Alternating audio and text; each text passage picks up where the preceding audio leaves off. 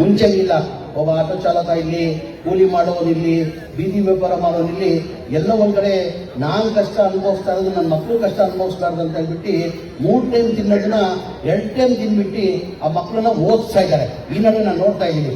ಹಾಗಾಗಿ ಆ ಮಕ್ಕಳು ಓದಿ ಒಂದು ಎತ್ತರದಲ್ಲಿ ಬೆಳೆದಿ ಒಂದು ಒಳ್ಳೆ ಸ್ಥಾನಕ್ಕೆ ಹೋದ್ರೆ ಅವ್ರ ತಂದೆ ತಾಯಿಗೂ ಸಾಕ್ತಾರೆ, ಇನ್ನ 4 ಜನಕ್ಕೆ ಸಾಕ್ಸಕ್ಕೆ ಸಾಧ್ಯ ಆಗ್ತದೆ. ಆ ಹಿನ್ನೆಲೆಯಲ್ಲಿ ಮನೆ ಮುಖ್ಯಮಂತ್ರಿಗಳು DC's ಮೀಟಿಂಗ್ ಮಾಡಿದ್ರು. 2 ದಿನ ವರ್ಷಕ್ಕೆ ಒಂದ್ಸತಿ ಆಲ್ DC's ಮೀಟಿಂಗ್ ಮಾಡ್ತಾರೆ. 2 ದಿನ ಎಲ್ಲ ಇಲಾಖೆ ಪಟ್ಟಣಕ್ಕೆ ಸಂಬಂಧಕ್ಕೆ ಮನೆ ಮುಖ್ಯಮಂತ್ರಿಗಳು ರಿವ್ಯೂ ಮೀಟಿಂಗ್ ಮಾಡ್ತಾರೆ. 2 ದಿನಕ್ಕೋಸ ಮೊನ್ನೆ 30-31ನೇ ತಾರೀಕು ಮಾಡಿದ್ರು.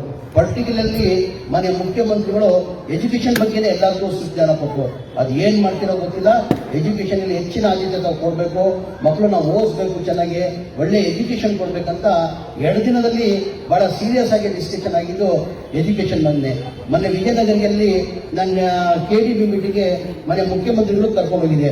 ನಮ್ಮ DDP ಅವರು ಪರ್ಸೆಂಟೇಜ್ ಕಡಿಮೆ ಇತ್ತು. ಹೋದ ವರ್ಷದಲ್ಲಿ ಪರ್ಸೆಂಟೇಜ್ ಬಹಳ ಕಡಿಮೆ ಇತ್ತು, 56% ಇತ್ತು. ಆ ಕಾರಣಕ್ಕೆ DDP ಅವನು ಕರೆಕ್ಟ್ ಆಗಿ ಇದು ಮಾಡಿಲ್ಲ, ಜವಾಬ್ದಾರಿನ ನಡೆಸಲಿಲ್ಲ ಅಂತ ಹೇಳ್ಬಿಟ್ಟು ಅವನ್ನ ಅಲ್ಲೇ ಸಸ್ಪೆಂಡ್ ಮಾಡಿ ಬೇರೆ DDP ಹಾಕಿದ್ರು. ಅವಾಗ 2025 ಹೋದ ವರ್ಷ.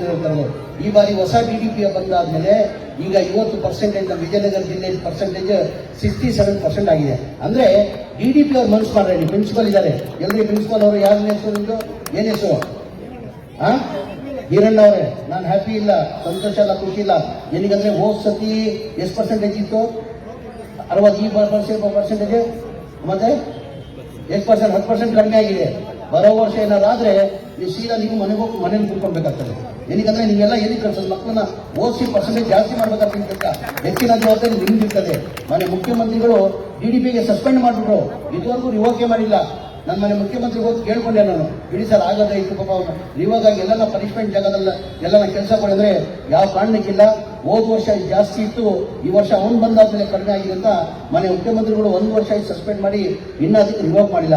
ಈಗ ಬೇರೆ DDPಗೆ ಬಂದಿದ್ದ ಕಾರಣಕ್ಕೆ ಅಲ್ಲಿ ಒಂದು ಪರ್ಸೆಂಟೇಜ್ ಹೋದ ವರ್ಷಕ್ಕಿಂತ ಈ ವರ್ಷಕ್ಕೆ 17% ಜಾಸ್ತಿ ಆಗಿದೆ. ಅಂದ್ರೆ ನಿಮ್ ಜವಾಬ್ದಾರಿ ಜಾಸ್ತಿ ಆಗ್ತದೆ.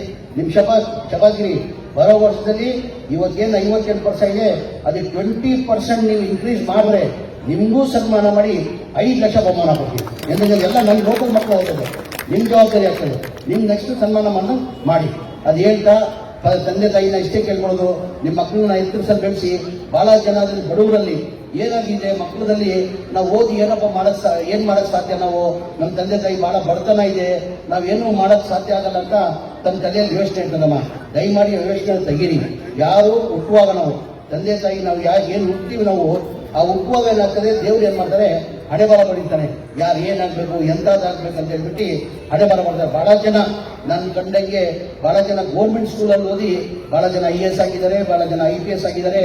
ಅದೆಲ್ಲ ಬಿಟ್ಟು ನೀವು, ನಾನು ಒಂದು ಮಾತು ಹೇಳ್ತೀನಿ, ಇವತ್ತು ನಮ್ಮ ದೇಶದ ನಮ್ಮ ನಾಯಕರು, ನಮ್ಮ ರಾಜಕೀಯ ಗುರುಗಳು ಯಾರಲ್ಲ ಅಂದ್ರೆ ನನ್ನ ಸನ್ಮಾನ್ಯ ದೇವೇಗೌಡರು ಅಂತ ಹೇಳೋದು. ಒಬ್ಬ ರಾಜಕಾರಣಿಗೆ ಏನಾಗ್ತದೆ, ಒಬ್ಬ ಗುರು ಅಂತ ಹೇಳ್ತಾನೆ. ನನ್ನ ಕಾಂಗ್ರೆಸ್ ಅಲ್ಲಿ ಇರ್ಬೋದು, ಮುಂಚೆ ನನ್ನ ಜನತಾದಳದಲ್ಲಿ ಇದ್ದಿದ್ದು, 3 ಬಾರಿ ಜನತಾದಳದಲ್ಲಿ MA ಆಗಿದೆ, ಜನತಾದಳದಲ್ಲಿ ML ಆಗಿ ಕಾಂಗ್ರೆಸ್ ನಾನು ಬಂದಿದ್ದೀನಿ. ಈ ಕಾಂಗ್ರೆಸ್ ಅಲ್ಲಿ ಇದ್ರೂ ಒಬ್ಬ ರಾಜಕಾರಣಿಗೆ ಏನಾಗ್ತದೆ, ಒಬ್ಬ ರಾಜಕೀಯ ಗುರು ಅಂತ ಅಂತಾರೆ. ನನ್ನ ರಾಜಕೀಯ ಗುರು ಹೇಳಿದ್ರೆ ಕಾಂಗ್ರೆಸ್ ಇಲ್ಲಿಂದ ಮನೆ ದೇವೇಗೌಡರು ಬಹಳ ಬಡತನದಿಂದ ಬಂದಿರೋದು, ರೈತರ ಕುಟುಂಬದಿಂದ ಬಂದಿರೋದು. ಅವರು ಗೌರ್ಮೆಂಟ್ ಸ್ಕೂಲಲ್ಲಿ ಓದಿ ಇವತ್ತು ಪ್ರಧಾನಮಂತ್ರಿ ಆಗಿದ್ರು, ಮುಖ್ಯಮಂತ್ರಿನೂ ಆಗಿದ್ರು, ಪ್ರಧಾನಮಂತ್ರಿನೂ ಆಗಿದ್ರು.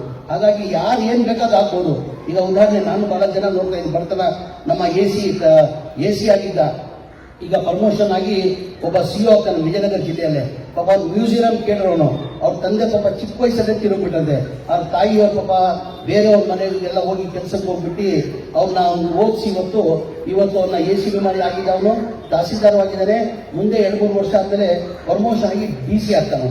ಅಂದ್ರೆ 3 ವರ್ಷ ಅಧಿಕಾರ ಇರ್ತಾನೆ. ಹಾಗಾಗಿ ನಿಮ್ಮಲ್ಲಿ ನೈಮಾರಿ ನನ್ನ ವಿದ್ಯಾರ್ಥಿ ಮಕ್ಕಳನ್ನು ಕೇಳ್ಬೋದು, ಇಂಥ ಅವಕಾಶನ ತಾವು ಕಳ್ಕೊಂಡು ಬಂದು ಚೆನ್ನಾಗಿ ಹೋಗ್ಬೇಕು. ಮುಂದಿನ ದಿನದಲ್ಲಿ ತಾವೆಲ್ಲ ಒಳ್ಳೇದಾಗಲಿ. ತಮ್ಮ ಪೇರೆಂಟ್ಸ್ ತಮ್ಮನ್ನ ಒಂದು ನಂಬಿಕೆ ಇಟ್ಟು ಏನಕ್ಕೆ ಸ್ಕೂಲ್ ಕಳ್ಸಿದ್ರೆ ಅವ್ರು ಕಷ್ಟ ಬಿದ್ದು ಸಂಪಾದನೆ ಮಾಡಿ ಏನೋ ಒಂದು ಕೂಲಿ ಮಾಡೋರು ಇರ್ತಾರೆ, ಆಟೋ ಚಾಲಕರು ಇರ್ತಾರೆ, ಬೀದಿ ವ್ಯಾಪಾರ ಮಾಡೋರು, ಸಣ್ಣ ಪುಟ್ಟ ವ್ಯಾಪಾರ ಮಾಡ್ಕೊಂಡು ನಾನು ಕಷ್ಟ ಅನುಭವಿಸ್ತಾ ಇರೋದು ನಮ್ಮ ಮಕ್ಕಳು ಕಷ್ಟ ಅನುಭವಿಸ್ಬಾರ್ದು. ಅವ್ರು ಒಳ್ಳೇದಾಗ್ತಿ ಹಿನ್ನೆಲೆಯಲ್ಲಿ ಅವ್ರನ್ನ ಸ್ಕೂಲ್ ಕಾಲೇಜ್ ಕಳ್ಸೋದು. ಹಾಗಾಗಿ ಅವ್ರ ಗೌರವಕ್ಕೋಸ್ಕರ, ಅವ್ರ ಕನಸಿಗೆ ನೆನೆಸು ಮಾಡೋಕ್ಕೋಸ್ಕರ ತಾವೆಲ್ಲ ಚೆನ್ನಾಗಿ ಓದಬೇಕು. ಯಾವತ್ತೂ ನಾವು ಎಜುಕೇಶನ್ ಜೊತೆ ನಿಮ್ಮ ಜೊತೆ ಇದ್ದೀವಿ. ನಮ್ಮ ಕ್ಷೇತ್ರದ ಮತದಾರರ ಜೊತೆ ನಾನು ಇರ್ತೀನಿ ಅಂತ ಹೇಳಿ ನಾನು 2 ಮಾತಾಡೋ ಅವಕಾಶ ಕೊಡ್ತಿದ್ದೆ. ನನ್ನ ಮಾತು ಮುಗಿಸಿ ಜೈ ಕರ್ನಾಟಕ. ಈಗ ಈ ಭಾಗದ ಹೆಚ್ಚಿನ ವಿಡಿಯೋಗಳಿಗೆ ಪ್ರತಿಧ್ವನಿ ಯೂಟ್ಯೂಬ್ ಚಾನೆಲ್ ಸಬ್ಸ್ಕ್ರೈಬ್ ಮಾಡಿ, ಬೆಲ್ ಐಕಾನ್ ಕ್ಲಿಕ್ ಮಾಡಿ.